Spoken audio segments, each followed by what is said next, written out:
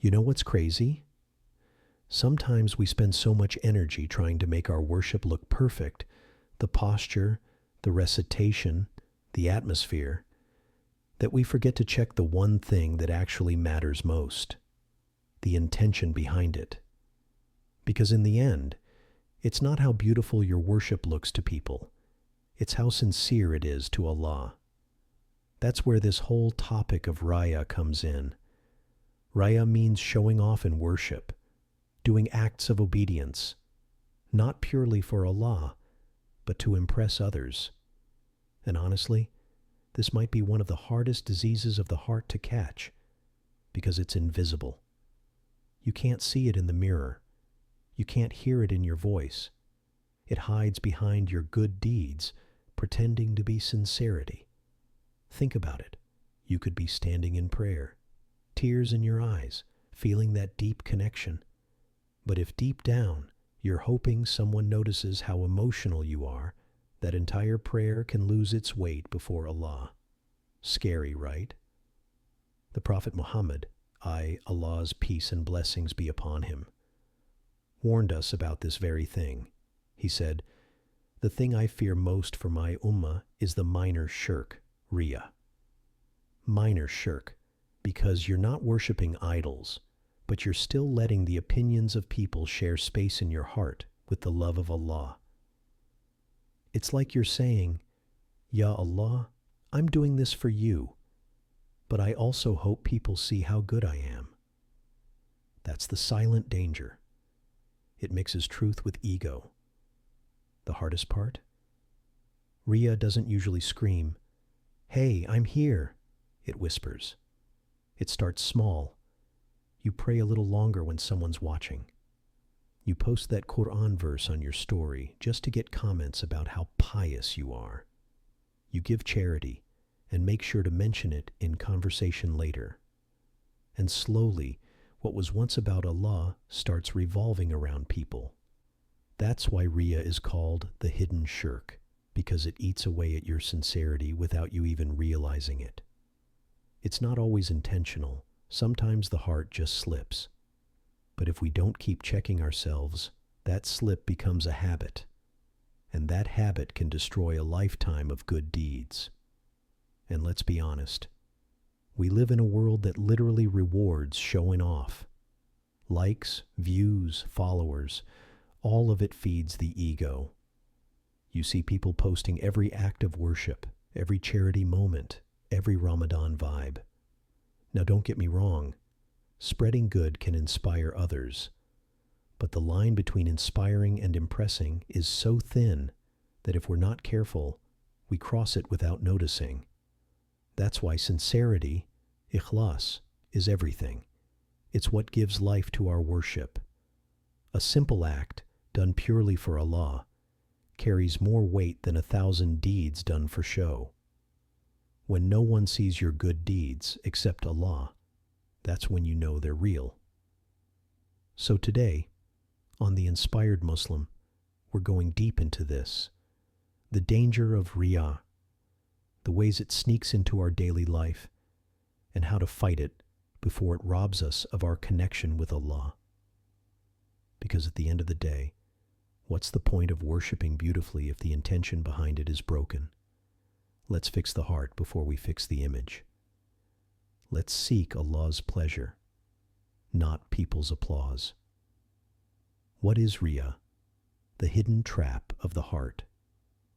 Before we can protect ourselves from something, we have to understand what it really is. Riya isn't just about showing off. It's about who your heart is trying to please. At its core, Riya means doing acts of worship or good deeds, like praying, fasting, giving charity, reciting Quran, for the sake of being seen, praised, or admired by others. It's when you crave people's approval more than Allah's acceptance. It's when your actions look pure but your intentions are polluted. The scholars describe Riya as a form of hidden shirk. That's deep, because shirk means associating partners with Allah.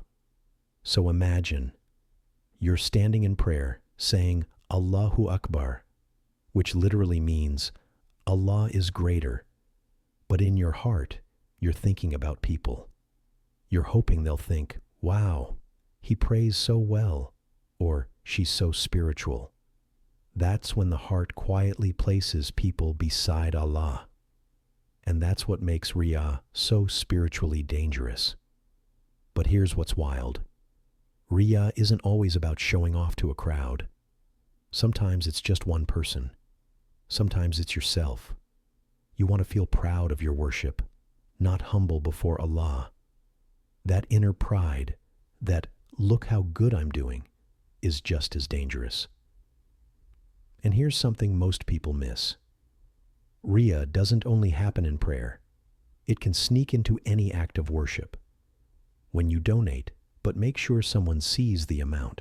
When you help someone, but mention it later to get credit. When you recite Quran beautifully, but you're more focused on your voice than the meaning.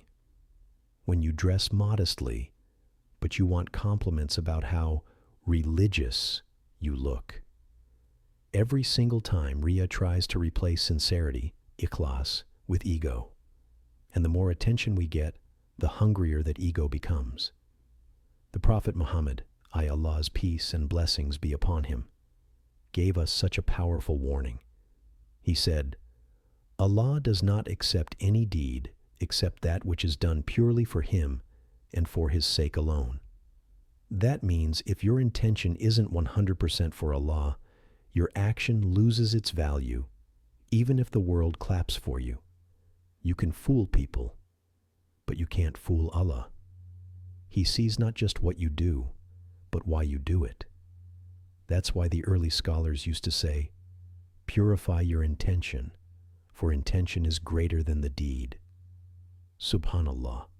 That means even a tiny action done with a sincere heart can outweigh huge acts done for fame or attention. A secret dua whispered in tears could be more beloved to Allah than a loud public display of worship meant to impress others. So if you ever catch yourself thinking, I hope people notice this, take a deep breath and reset. Ask yourself, would I still do this if no one ever saw it? If the answer is yes, then you're doing it for Allah. And before we move deeper into this topic, I want to say this. If you're loving this reminder, make sure to subscribe to The Inspired Muslim.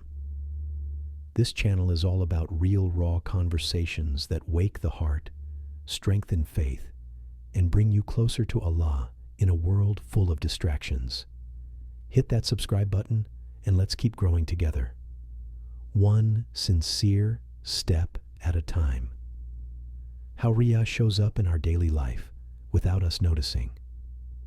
You know what's scary about Riya? It doesn't always look like showing off.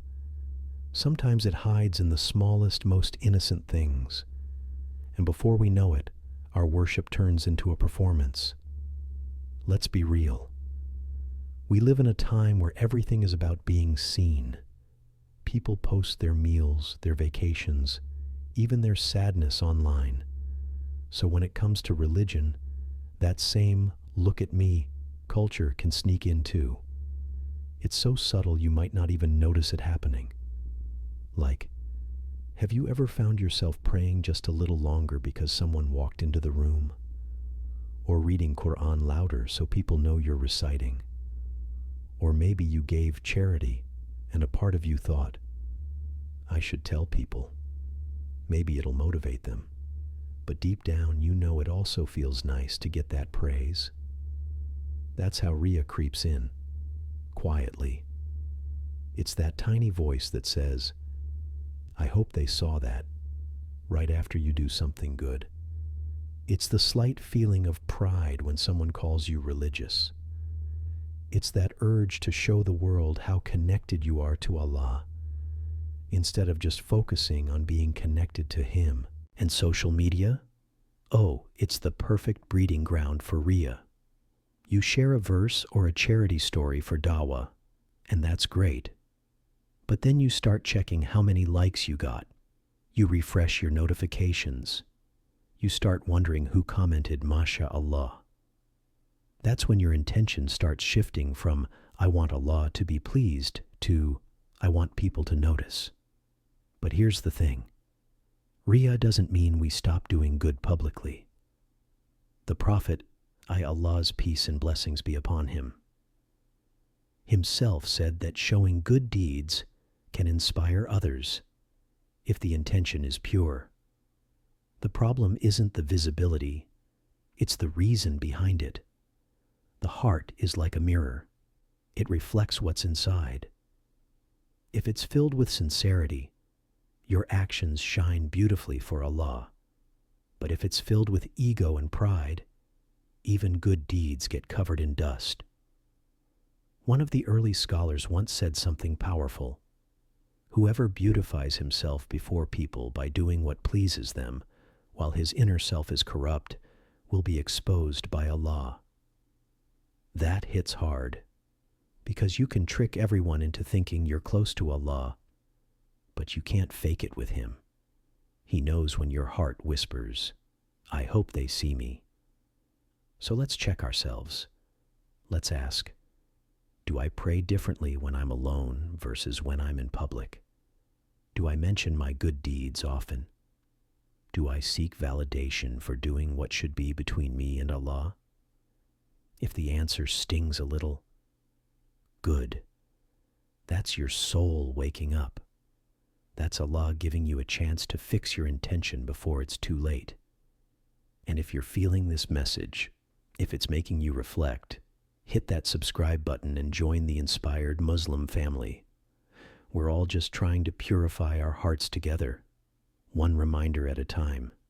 Because at the end of the day, real change doesn't start on the outside. It starts in here. Why Riya destroys good deeds. Let's talk about the real danger here. Not just that Riya exists, but that it can literally erase the reward of what you thought were your best deeds.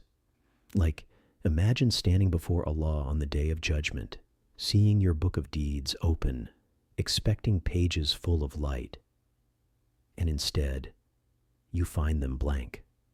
That's what Riya does. It's the silent thief of good deeds.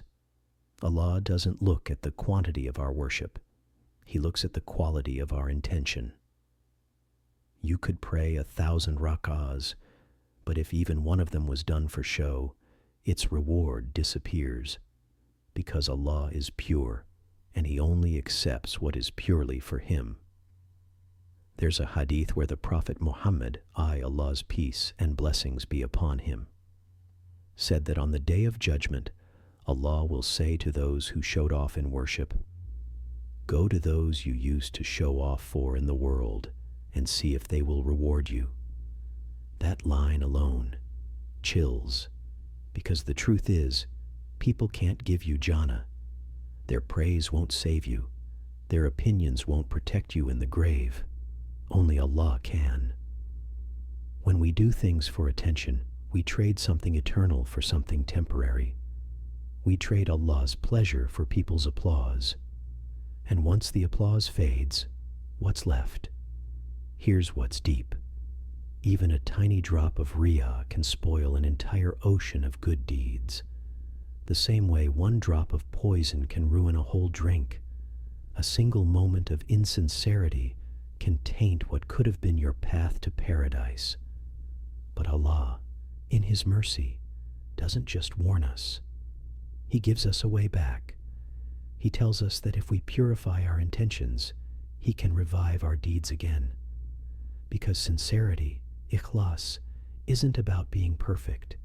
It's about constantly checking your heart and realigning it toward Allah. Let's be honest. No one's immune to Riya. Even the most righteous people battled with it. The difference is, they fought back. They didn't let it grow.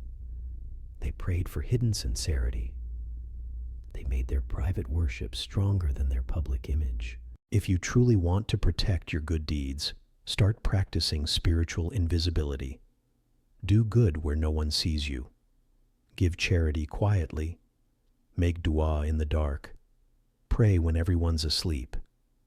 Those are the moments that shine brightest in Allah's eyes.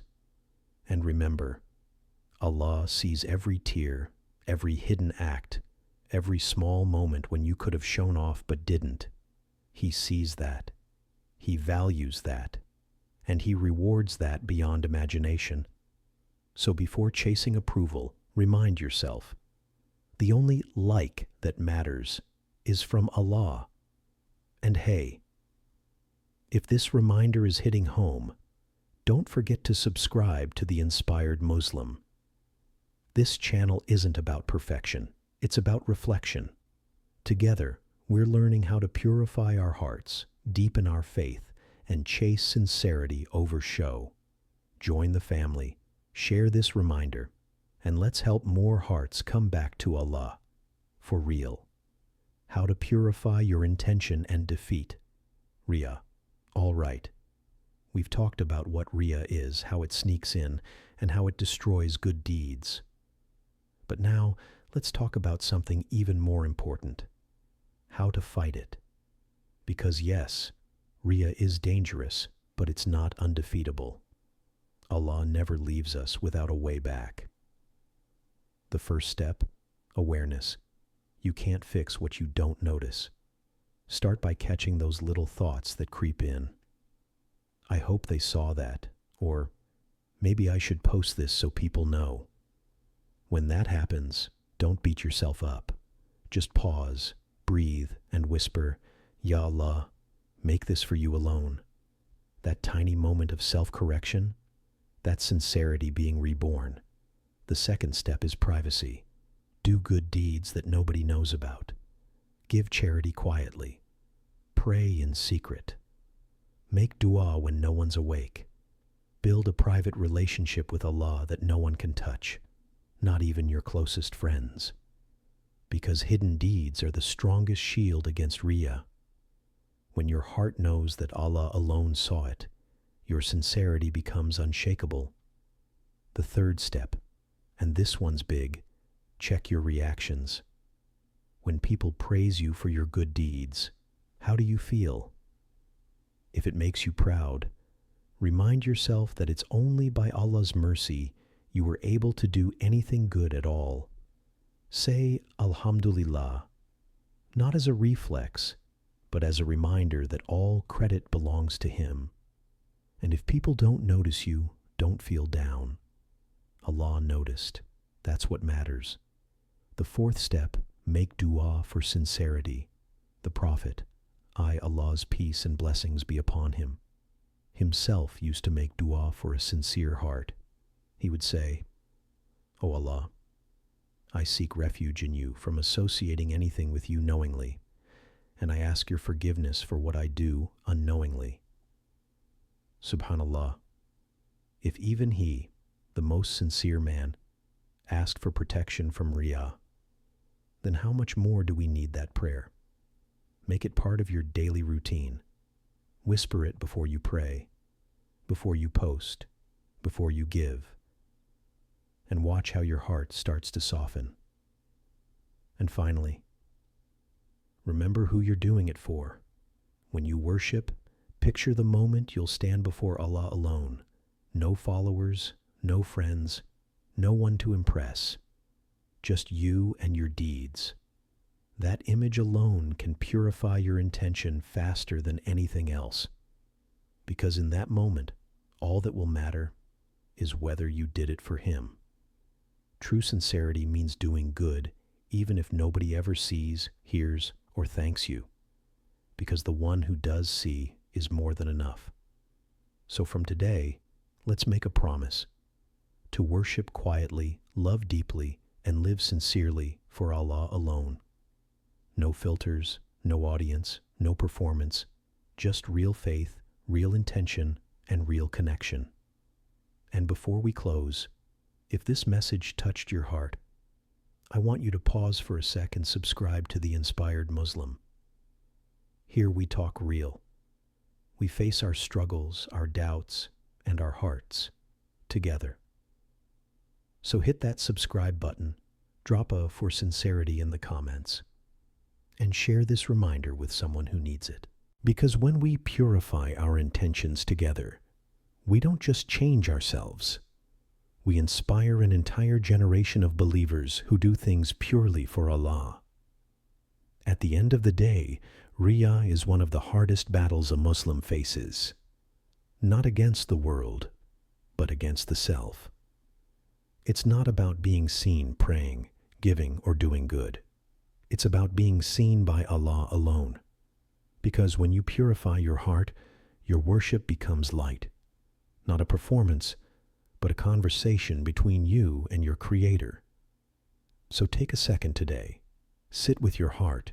Ask yourself, who am I doing this for? If the answer is for Allah, then congratulations. You're winning the hardest fight there is. And if this reminder moved you, then fam, don't just scroll away. Subscribe to the Inspired Muslim right now. We're building a space where faith feels real, deep, and raw, a community of believers chasing sincerity, not perfection. Let's walk this path together, side by side, one pure intention at a time. Because in a world full of noise, sincerity is the loudest form of worship.